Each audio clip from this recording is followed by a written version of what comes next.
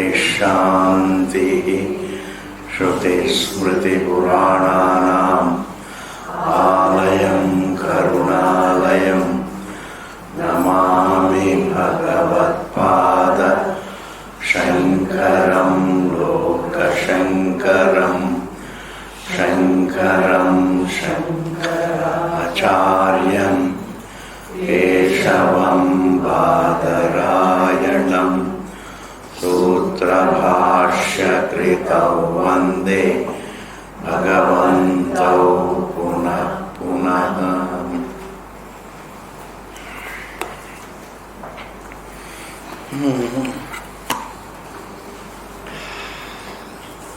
Rama, हे भगवान,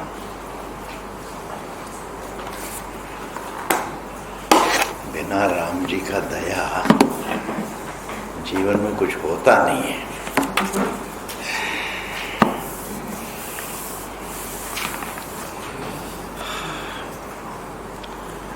ब्रह्म शब्द it is derived from the root Briha Vriddhau. Briha Dhatu. Briha is the root. Brihat is an adjective. Brahma is the noun. इतना तो समझ लीजिए. B-R-I-H is the verb. Briha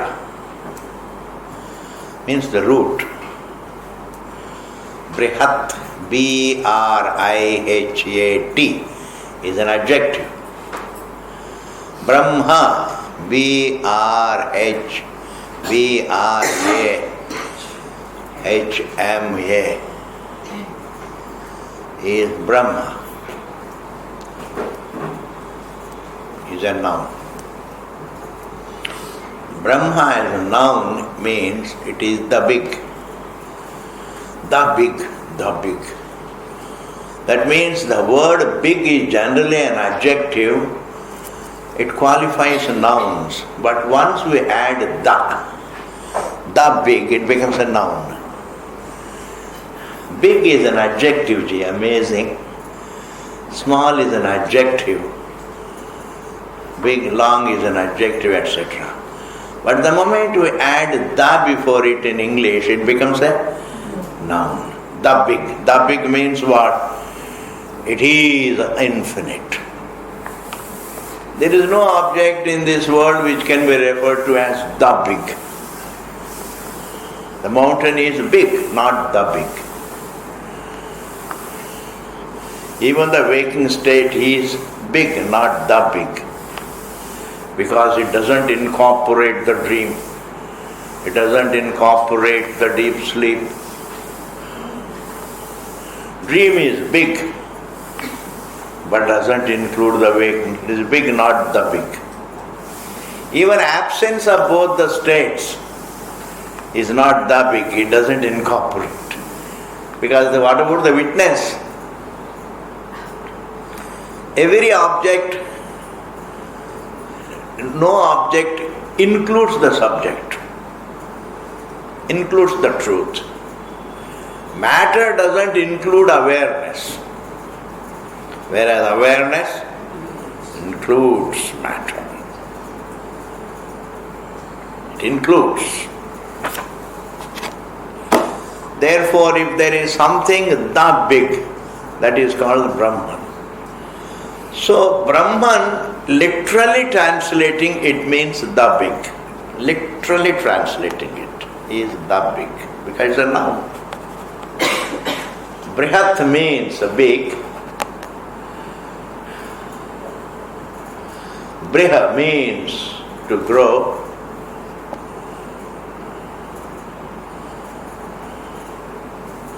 Brihat means big, an adjective. Brahma means the big. So Brahma Shabda means the big. First I have to translate it as the big, and then slowly understand the big means the infinite. the infinite. Infinite. The big means infinite.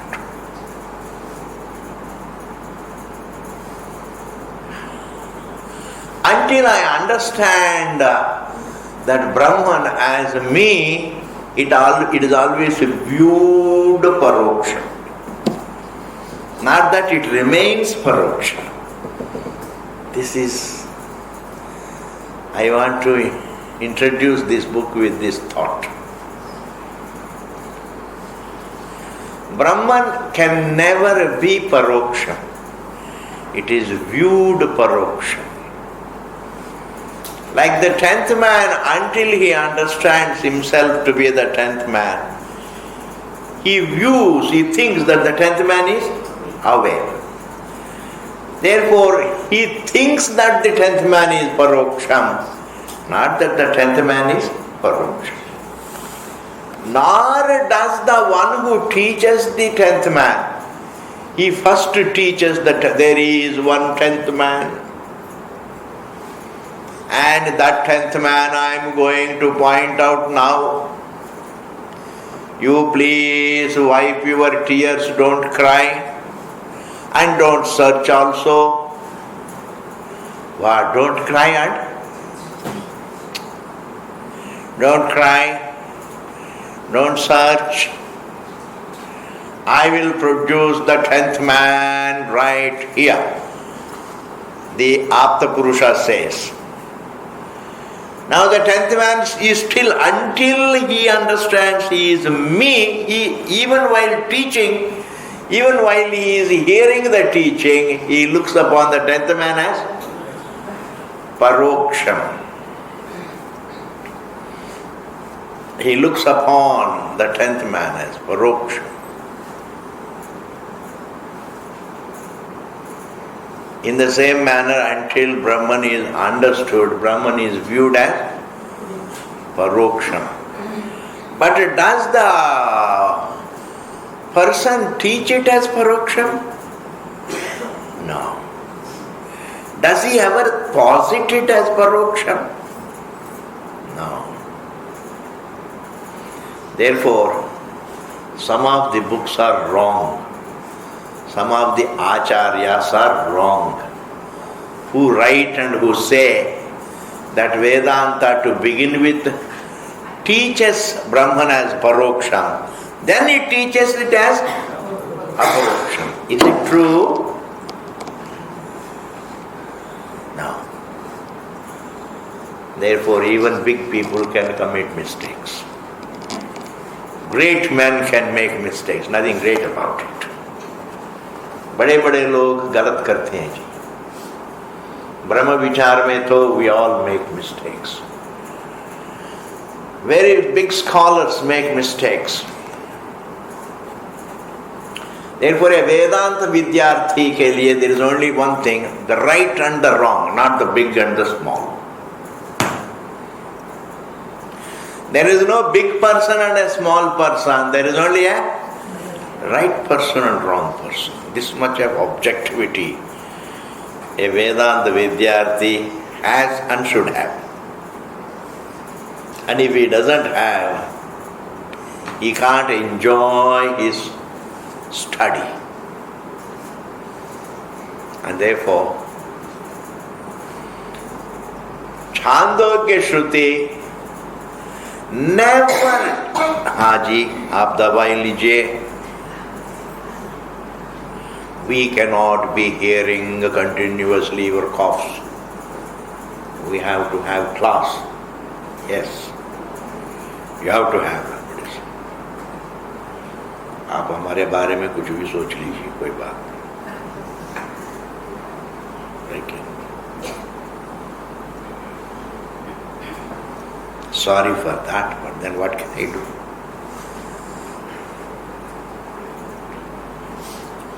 Anesthetize your whatever causes.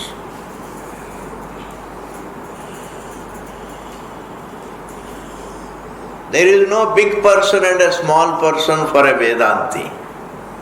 There is no popular person and a not so popular person. The right and the wrong. And I can know what is right and what is wrong when I cease to be subjective in my thinking. See, subjectivity is nothing but a deliberate imagination. Deliberately imagining. When I am daydreaming, I am being deliberate. I daydream deliberately. I daydream deliberately. But when I find myself dreaming as the night's dream, that is also dream, that is also imagination, but not imagination, deliberate imagination. I find myself dreaming due to avidya. Ignorance born dream is a dream. Deliberation born dream is also dream. It is in contrast to the truth. That's all. Contrast to the truth.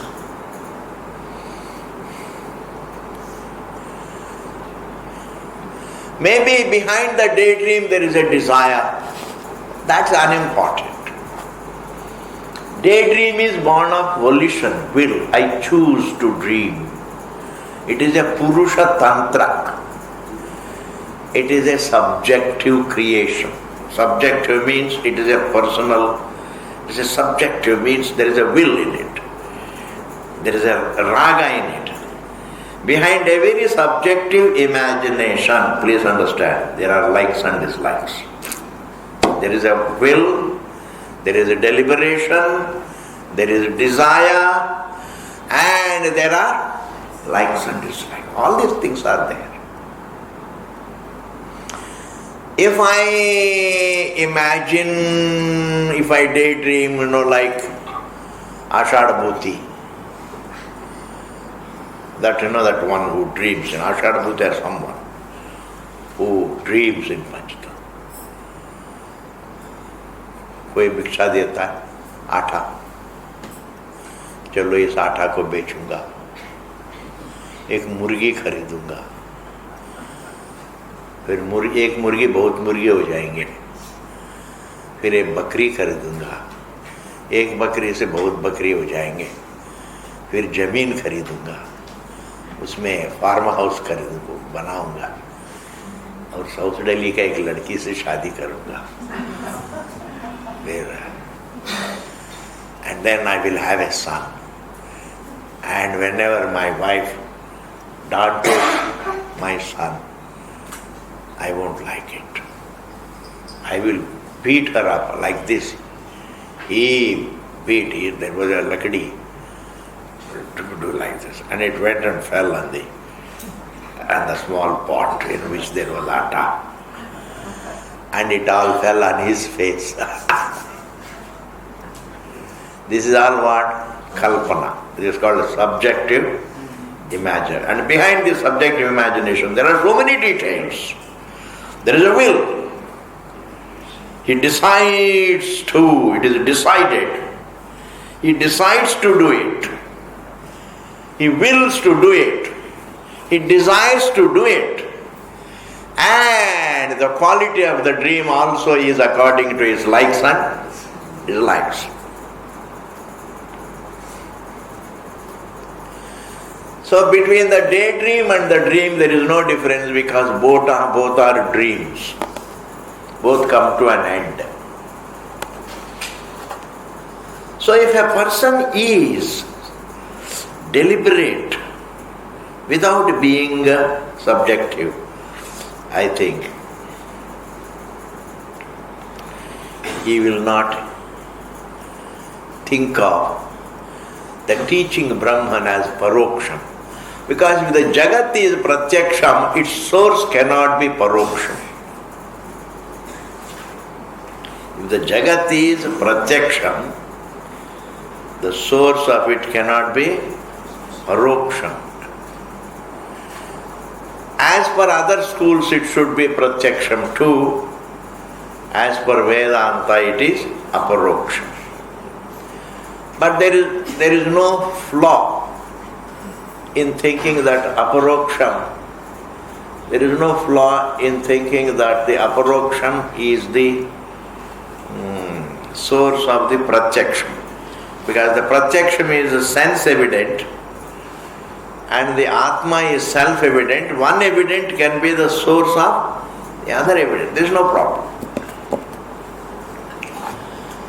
In thinking about the aparoksham as the source of the pratyaksham, there is no flaw.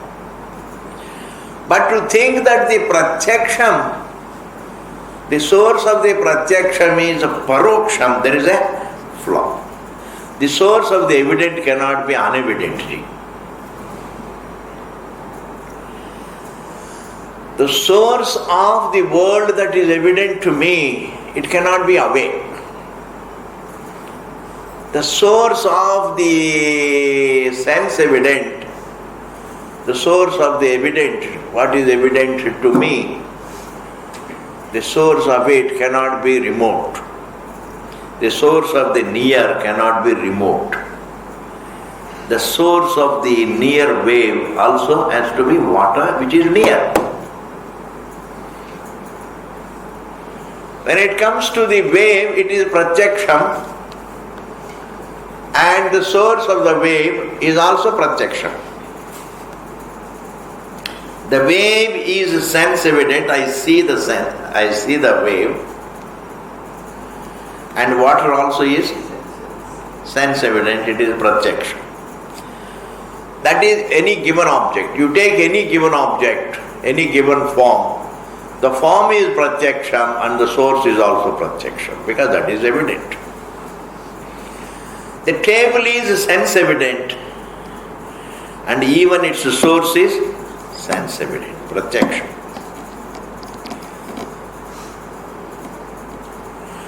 The tree is pratyaksham and the material with which it is made is also pratyaksham, called matter. This body is pratyaksham and the material is pratyaksham. These are the lines along which we generally think. And even after becoming scholars, we don't really leave that basic thinking.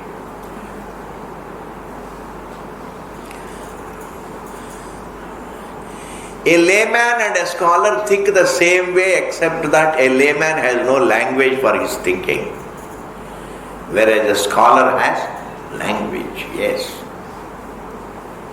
A layman has no language. He can't write his thinking. Whereas a scholar can write his thinking. But his thinking is no different from layman's thinking. When it comes to thinking about the truth, when it comes to thinking about the reality, a layman and a scholar think the same way. Therefore, we always think along these lines, even scientists we think. The form is sense evident, the source is sense evident, the whole Jagat is sense evident, the source also should be a problem. There is a flaw in it. That the form is sense evident and the source is also sense evident, it applies only to, because that is seen so. I see the table and I also see the wood, so there is no problem in this. But I see the Jagat, but I don't see the source of the Jagat. It's not an object of perception. Therefore, the source of the Jagat, it is the total. A given form is sense evident, its source also is sense evident. But the total form, the logic is different. The creation as a whole is sense evident. Sense evident. And therefore, the source cannot be sense evident. If it is sense evident, it becomes a part of creation, not the source. Anything that is a sense evident becomes a part of creation. And a part of creation cannot be the source of the creation. Very clean G. A part of creation cannot be the source of the creation. And therefore, the moment you imagine Brahman as something that is pratyaksham or paroksham, as pratyaksham it is a part of creation, as paroksham also it is a part of creation. Paroksha means the distant object. What is near is an object, and if there is something distant,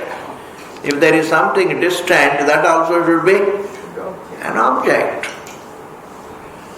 A close object is a part of creation. A distant object also is a part of creation.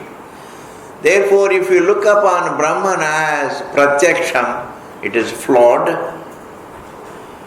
Thinking that Brahman is pratyaksham is flawed. Thinking that Brahman is paroksham is also flawed, is wrong. Brahman cannot be an object close or an object object.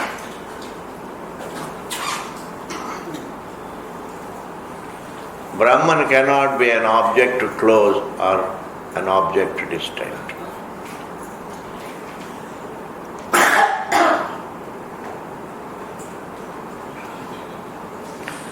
Therefore, Brahman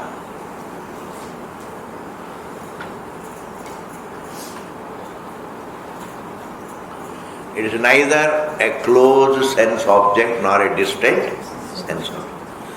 Therefore, when Brahman is taught by Chandogya Shruti, it is never taught as paroksham. It says there is Brahman.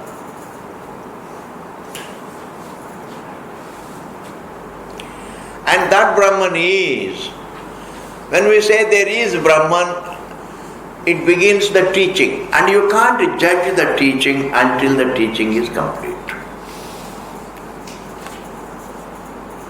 Until the prakriya is over, don't judge prakriya. Don't conclude anything. Until the prakriya is complete, you can't conclude anything. Therefore, you have to hear the entire prakriya. All this Jagat, before it appears, it was Brahman. You can say that. The wave was water before it appears. Or at best, you can make one sentence into two sentences. The wave was unmanifest. Before its manifest state, before it appears, it remained unmanifest in water. So the manifest wave was unmanifest, but the potentiality of the wave, the unmanifest wave, also was water. Therefore, you can skip the in-between sentence. That the Jagat, before it appears, it was Brahman. It was Brahman, because the universe as manifest it is Brahman, as unmanifest also it is Brahman, because it is a kalpita about Brahman. Sadeva Saumedam Agrasit. This was all Sat, the Brahman. And here you can follow one statement. Before man wakes up, we can say he was unmanifest. One sentence. From the Jagrat Drishti, he was unmanifest. From Sushupta Drishti, he was Brahman. Are you able to follow this? From Jagrat Drishti, this individual was unmanifest. What happened to you in the sleep? You remained unmanifest. From the Sushupta Drishti, what were you in Sushupti? You were non-dual. You were present. Your existence did not become unmanifest. What becomes unmanifest is the sense of individuality. the sense of individuality becomes unmanifest, the thought of individuality can become unmanifest, existence remains. So this universe, the Prakriya says this universe before it appears, it was unmanifest. Or we can say it was Sat. If we say it was, before it appears, it was Asat, when we say, we mean it was unmanifest. Unmanifest in Brahma. Either you trace it to its potentiality, or you trace it to the Brahman, which is the source of both the potentiality and the manifest form. This is how the Shruti begins the Prakriya. So this was all Sat before Brahman. It was Brahman. And that Brahman appears as the Jagat. Brahman supports the Jagat. Brahman, again everything goes back into Brahman. And out of this creation are this body born. These elements go into the structure of this form. These elements again help to form the form plus the mind, the intellect, etc. Embodiment. That's why this is called elemental. And these are elements. So elements are created in Brahman and the elements further become elemental. In this manner it explains. And Brahman having created the elements and also having created the elemental, the body, himself becomes the perceiver, seer of the universe. He occupies the body, he occupies the mind, and he also occupies the elements. He enters the creation. Having created the creation, having created the universe, he enters it. It's not yet complete. And that Brahman is at once the source of the universe and yet non-dual. From his point of view, there is no universe. From the universe point of view, Brahman is the source. Amazing. These 2 points you have to use your intelligence and understand. I say from the point of view, from the standpoint of the table, I can say the wood is the source of it. It is made of the table. It is made of the wood. Looking at the table, I need to say, looking at the table, I can say this table is made of wood. It is made of wood. Say it's made of wood, or the wood is the source of the table. It doesn't matter. But if you take into account the wood, from the wood point of view, wood alone is. From the wood point of view, you can't say it is the source of the table. Are you able to follow? Therefore, from Jagat Drishti, Brahman is the Karanam. From its own Drishti, it is non-dual. It is Advitiyam. These 2 drishtis keep in view. Understanding Vedanta is seeing, having these 2 drishtis.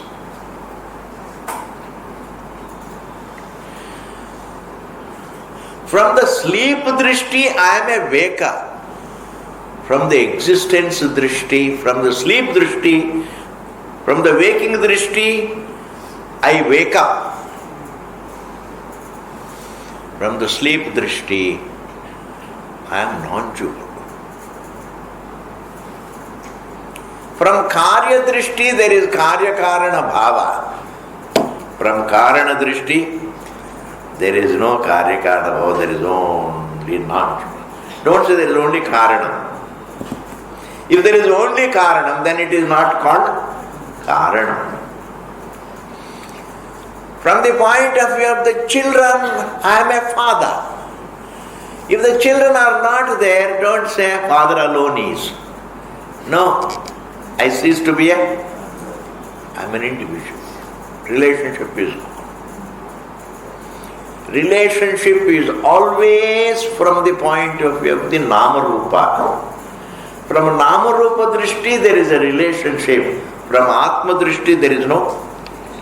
Isko pakad lijiye if you can follow this. From Nama Rupa Drishti there is a relationship. From Atma Drishti there is no relationship. From the Drishya Drishti there is a relationship. Whatever is the relationship. Drik Drishya relationship or the thinker thought relationship, all the correlation. Even the correlation is only from the Nama-Rupa Drishti. And when the Nama-Rupa is not there, then there is no relationship. I alone exist. In order to understand sleep and death, this point needs to be understood.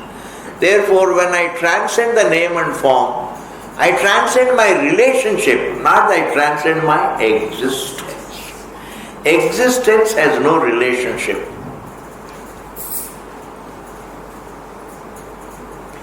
Existence has no relationship.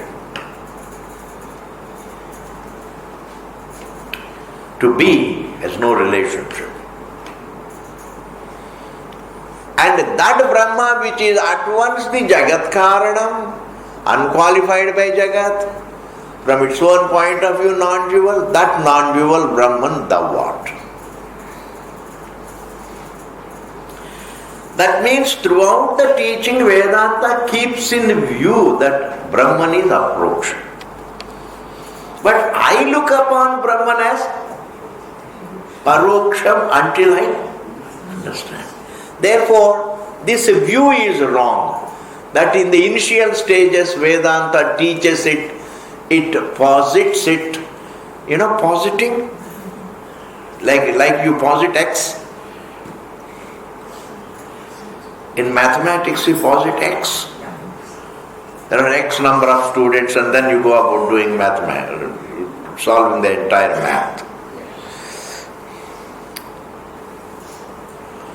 In this manner, some of the acharyas think that Brahman is posited to begin with as a paroksham. First it teaches it as a paroksham, then later on it teaches it as aparoksham.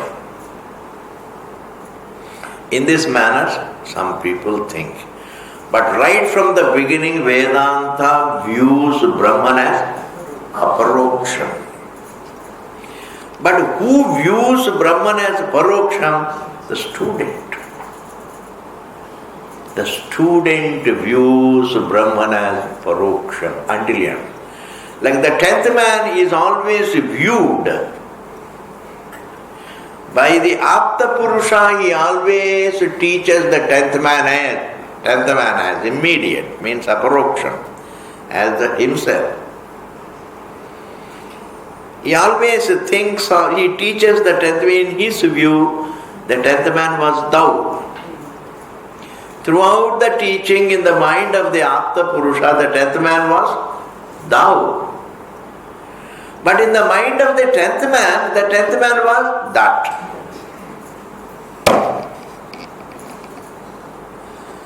He thinks more. But when the Shruti says that thou art, what you think that is thou. That means Sat, that Jagat Karanam, that Nirvisesham, not remote.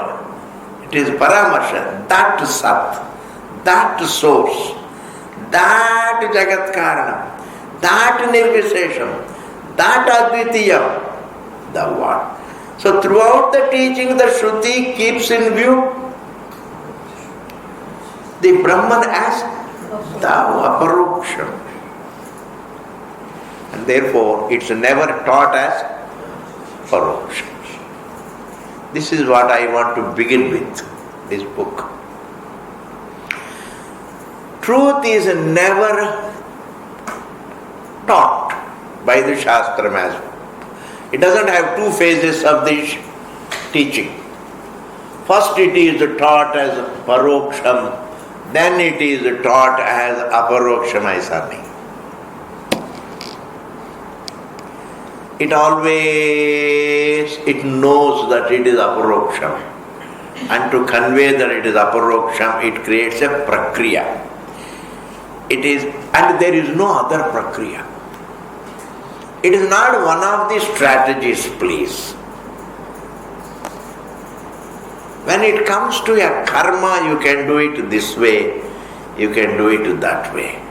Just as you cannot understand the shape of the earth except as global, as round, because it happens to be round, there is no other way.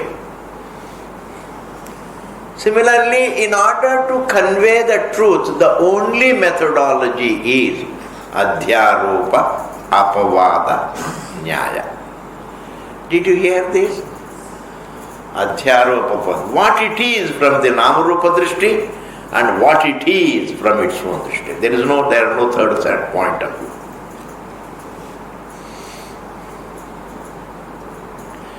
What it is from Namarupa Drishti and what it is from Swarupa Drishti.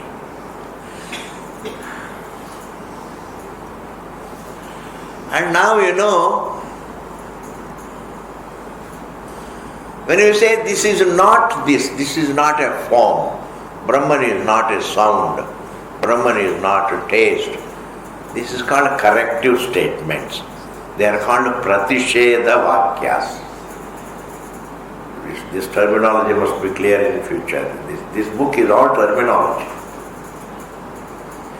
This is called pratisheda vakya, the corrective statements, not so. The truth is not a form, the truth is not a sound, the truth is not an object, the truth is not the body, truth is not long, truth is not short, truth is not the effect, truth is not the cause, truth is not so, not neti, neti, neti, neti. This is what is called pratishedha vakyam, pratishedha paravakyam. Pratishedha paravakyam. It is corrective statement. But when sometimes it uses the affirmative sentence like satyam, jnanam, it is sakshi. These are called vidhi mukha vakyas. Vidhi mukha vakyas, meaning affirmative sentences. But even these affirmative sentences are from the Namarupa Drishti. That means affirmative sentences statements are from Namarupa Drishti, and even corrective statements, the teaching is from Namarupa Drishti. Both these statements are used to convey the Swarupa.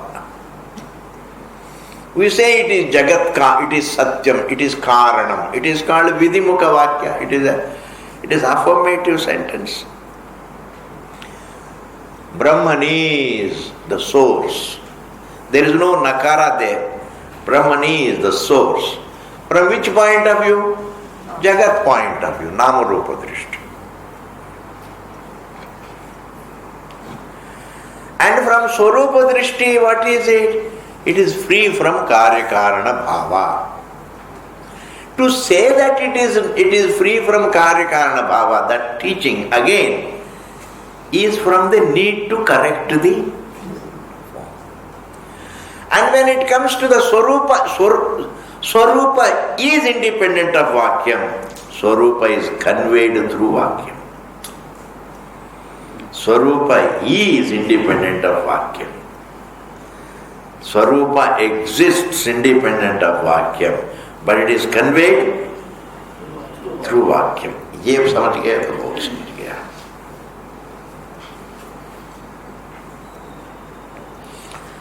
Like silence is independent of vacuum, but it is conveyed through vacuum. So the methodology that is adopted to convey the truth is that it is something, it's not one of the methods. This is the only way. What it is from the Jagat Drishti and what it is from its own Drishti. All teachings are the same. Adhyaropa. Wherever there is confusion, the methodology is Adhyaropa Apavada Nyaya.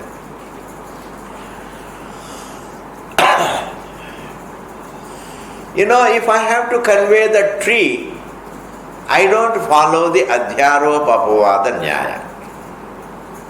I just describe it with the help of its adjectives. From the attributes point of view, it is a noun with adjectives. From its own point, from the noun point of view also, it is a noun with adjectives. Where there is a noun-adjective relationship is there, we describe that noun with the help of the adjectives, and the describing a noun in terms of its adjectives is not called Adhyaropa Apavada Nyaya. But where there is Adhyasa, like when you say I am a father, it is Adhyasa really.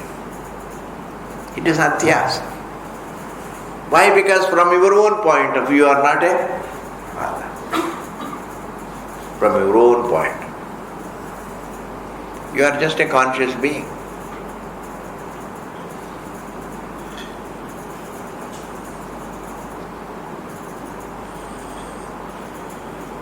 Even as a man, from the body point of view, I am a man. From my own point of view, I am not. I am a conscious being. From a thought point of view, I am a thinker. From my own point of view, I am not even a thinker. This is what is called, wherever there is adhyasa, you can always convey a reality about which there is adhyasa. Adhyasa. Where there is a kind of a misunderstanding about oneself. Where there is a misconception, there the misconception is corrected, and the methodology of teaching is Adhyaropa Apavada Nyaya. What it is from the Namarupa Drishti,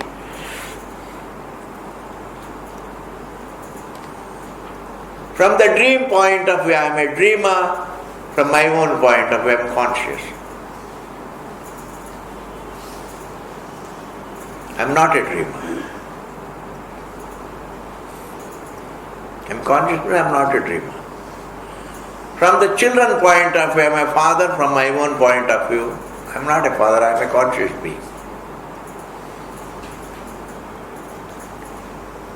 Swamiji, even from my own point of view, I am a father? No. Because when you go to sleep, you are not a father. That is also said by the Vedanta ji. Atra pita apita bhavati. In sleep, the father ceases to be a father. Atra pita apita bhavati. Atra Veda Aveda Bhavanti. Even the pramanas are there. I am a Pramatha from the Namarupa Drishti. I am a perceiver from the point of view of the perceived. From my own point of view, I am here. There is only existence. There is no action. From my own point of view, there is no functioning. From the Namarupa Drishti, I become a karta. I am a seer, hearer, taster, toucher, smeller, perceiver, thinker, feeler, enjoyer, doer, etc. From the Namarupa Drishti, I look a karta. From my own Drishti, I am a akarta. This thinking, understanding the truth in this manner is possible. Through Adhyaropa Apavada Nyaya, the truth can be understood. And the Adhyaropa Apavada Nyaya is not one of the strategies. It is a choiceless, the sole method to convey. It is the sole method to convey the truth, any truth about which there is a confusion.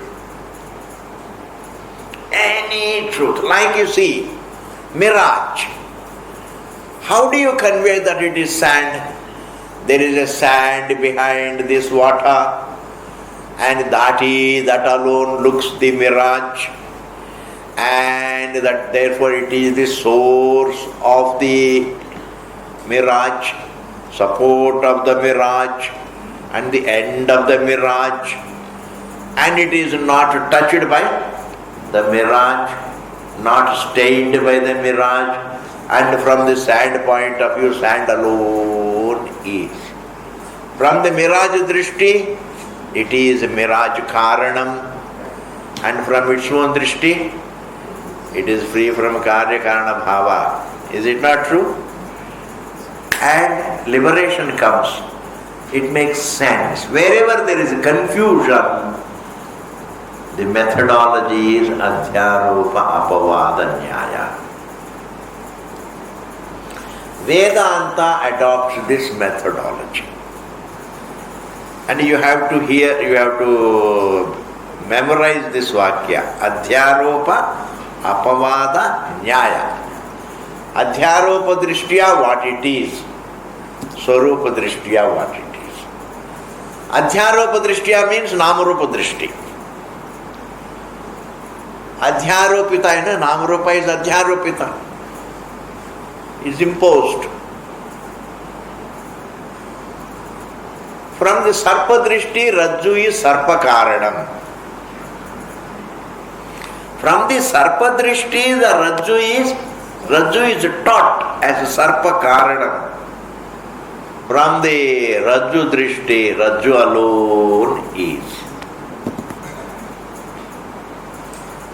From the Prameya Drishti, I am a Pramata. From Pramatru Drishti, only Nirvisesha is. From my Drishti is Nirvisesha. Because when Prameyam is not there, Pramatritvam also is not there. You cannot have Pramatritvam without the Prameya. Therefore, when there is no Prameyam, supposing there is no Prameyam, the Prameyam resolves, the Pramatritvam also resolves. When I transcend the object, I transcend my perceiverness also. Individual perceiverness. Therefore, one is Adhyaropa Drishti, the other is, if you have to point out the Swarupa, the only method is Apavada. Free from.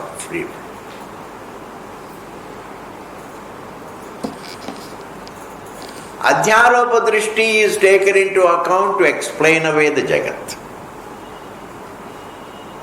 What is this Jagat? It is made of Brahman. It is made of Brahman. It is an appearance in Brahman. Karyakarana Bhava, it is a karyam of Brahman. It is a creation in Brahman, by Brahman, in Brahman, on Brahman, by Brahman, etc. Of Brahman. It is a creation. It is made of Brahman, made in Brahman. Even it doesn't matter at all, made by Brahman. It is Adhyaropa Drishti anyway. It is meant to go. All the Adhyaropa Drishti has to go. Whether he is a good man or a bad man, that is Adhyaropa Drishti. When you transcend that manness, you also transcend goodness as well as badness. Therefore, the Adhyaropa details are not essentials. Very, very deep point. The Adhyaropa details, whether you are a father of children, or you are a king, or you are this, it is all from Adhyaropa Drishti. And when you transcend the Nama Rupa, you transcend your identity as relation. Then you are only Nirvisesha. These are all there, Ji. Therefore, anyway, let us begin. Pratyastamita sarva visesham. What a word he begins with. What is Brahman? Pratyastamita sarva visesham. Free from all physical, biological, mental attributes. Once we say attributes, our definition of an attribute should be something which is known. Either it has to be physical, or biological, or mental. Attributes are always in the form of name, form and thought. It's all in the form of thinking.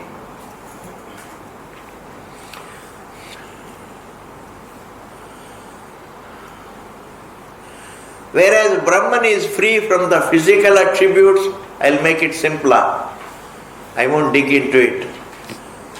Brahman is free from the physical attributes, biological attributes and mental attributes.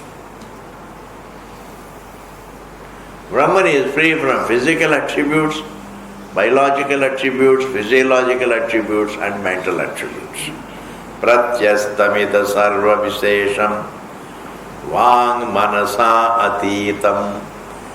It is something that transcends the word and thought. Vang manasa atitam. Vacha, it is something, it is atitam means, vang manasa atitam.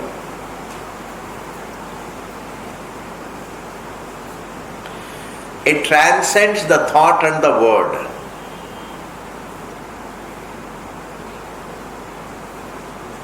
Paramartha tattvam, it is absolute fact. It is tattva. Any sense, one is a sense of fact, the other is a self-existent fact. A scientist uses the language fact. A Vedanta also uses the language fact. What is a fact? What is evident to be is a fact. No, there is God in heaven, it is a fact, you can't say. Like the many theologians or certain fanatics, I am telling you the fact.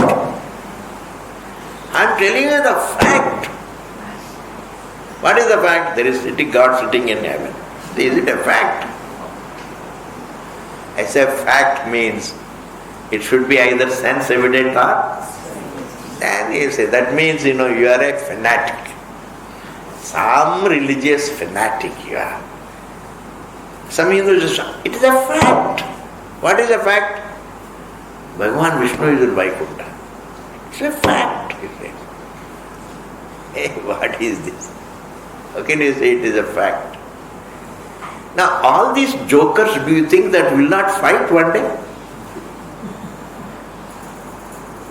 Some jokers say it is a fact, which is not a fact. Another joker also says it's a fact. Another joker also says it's a fact. If you kill others, you will go to Jannah. Which fact? What is? There is no fact. Fact means what you see is a fact. You are a fact. There is no other fact.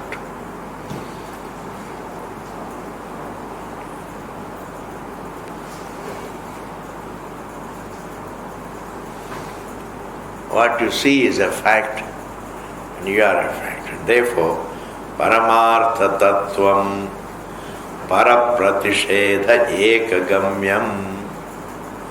Parapratished Ekagamyam. It's something that can be understood only by correcting an error about it. Parapratished Ekagamyam. It is understandable only through correcting an error about it. An error about a fact is called para, the other. What is a fact. A misconception about it is called the other. The rope's identity as a rope is the fact.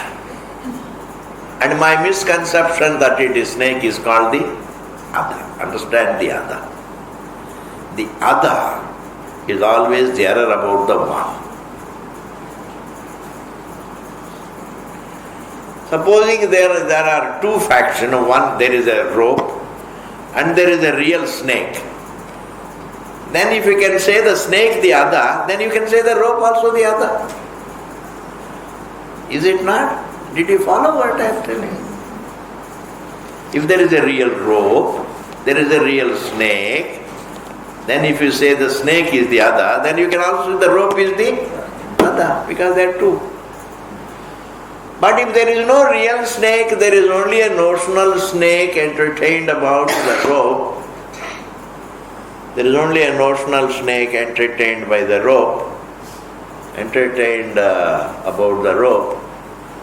Then the rope is the one, the snake is the other. That is called the other, anya, the other. And this is the definition of the other. A fact is the one. A misconception about the fact is the other. This is the definition. Brahman is the one and the universe is the other. Atma is the one, our existence is the one. And all that I see is what? The other. My individuality is the other. My existence is the one. My concept about myself is the other. Existence is not in the form of a concept. To be is not an idea.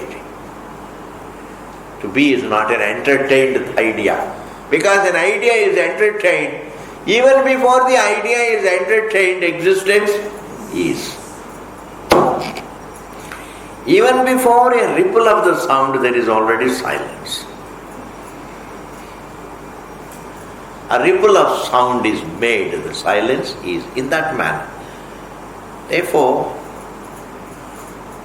please get the point, get the idea what is the other. The other is, one's existence is one. Is called one. The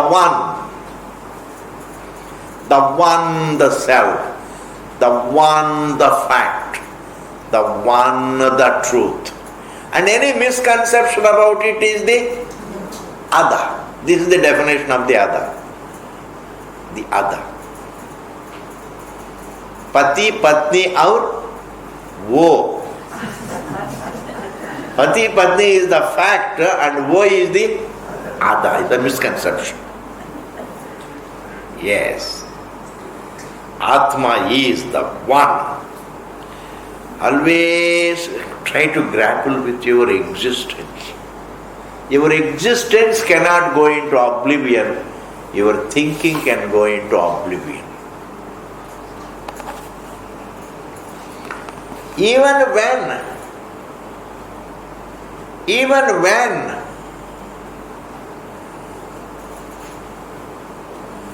the thinking is correct and it goes into oblivion. When it becomes unmanifest, also a kind of oblivion. From the oblivion it remanifests. Therefore something that is a kind of a black hole. The whole universe becomes unmanifest. It's a black hole for the universe. But within that black hole there is a sunlight. That is, the experiencer is a silent being. Even black hole cannot exist without the experience. Grapple with your existence. Try to understand. Your existence is the one and everything else is the other. Therefore here, para, that is the meaning of the word para. The other is called para here. Para also means the supreme place. That's different. Param Brahma, Para Brahma, Paramatma, etc. Parashabda can also mean in a given context timeless. Here para means what? The other. The other means what? One is Atma, the other is Anatma. There is nothing wrong in it. But understand the fundamental definition of the other is, if the Atma is non-dual, then the other kahan se aaya? ये तो समस्या हो जाएगा. कोई पूछेंगे आत्मा आप कहते हैं आत्मा ब्रह्म है, आत्मा अनलिमिटेड है.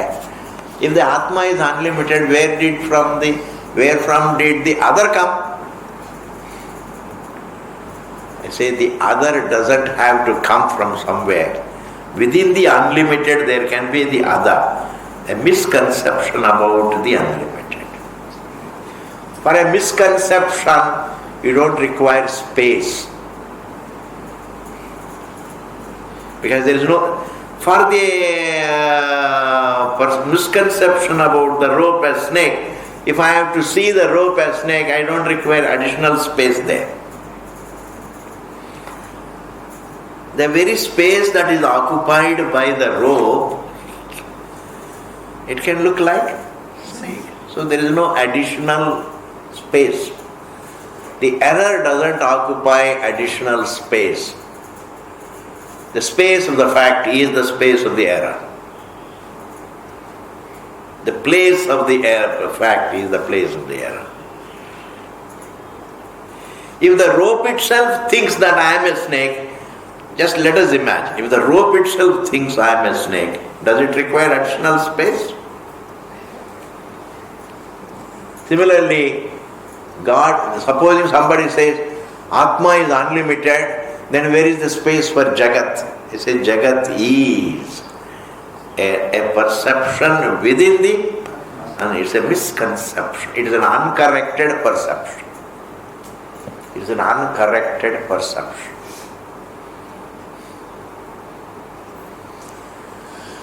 Therefore, the misconception or the error about the one is called the other. This is the paribhasha about the other. What is the paribhasha about the other in Vedanta? The very misconception about the fact is the other. Otherwise, without this paribhasha, without going through this paribhasha, a student will always think the other means the other fact. That is why Vedanta paribhasha is important.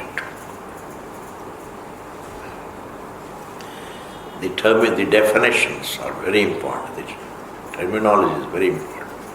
Be clear about the terminology. Be clear.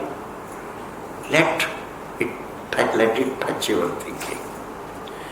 How wonderful it is. The other means only the error about me. I am the one. And all my imaginations about me, my perceptions about me, my conclusions about me, which include the whole universe, is the other. And the one alone exists despite the other. The other doesn't become an addition to the one. Thus, parapratished ekagamyam darshayanti Vedantaha.